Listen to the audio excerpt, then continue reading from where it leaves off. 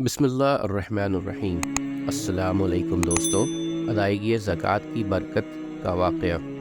हज़रत शेख अल हदीस मौलाना मोहम्मद ज़करिया रहमतुल्लाह अलैह अपनी आप बीती में लिखते हैं, मैंने अपने बचपन में अपने वालिद साहब से और दूसरे लोगों से भी ये क़िस्सा सुना कि ज़िला सहारनपुर में भट से आगे अंग्रेज़ों की कुछ कोठियाँ थीं।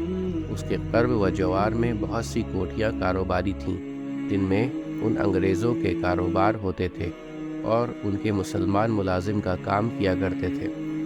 वह अंग्रेज़ दिल्ली, कलकत्ता वग़ैरह बड़े शहरों में रहते थे। कभी कभी मुआयना के तौर पर आकर अपने कारोबार को देख जाते थे। एक दफ़ा उस जंगल में आग लगी, करीब करीब सारी कोठियाँ जल गईं। एक कोठी का मुलाजिम अपने अंग्रेज़ आका के पास दिल्ली भागा हुआ गया और जाकर वाक़या सुनाया कि हुज़ूर, सबकी कोठियाँ जल गईं, आपकी भी जल गई। वह अंग्रेज़ कुछ लिख रहा था, निहायत इत्मीनान से लिखता रहा। उसने इल्तफ़ात भी नहीं किया। मुलाजिम ने दोबारा ज़ोर से कहा, हुज़ूर, सब जल गया।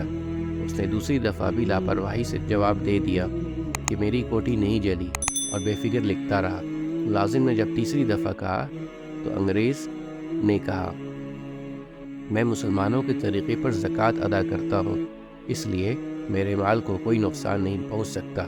वह मुलाजिम तो जवाबदेही के खौफ के मारे भागा हुआ गया था।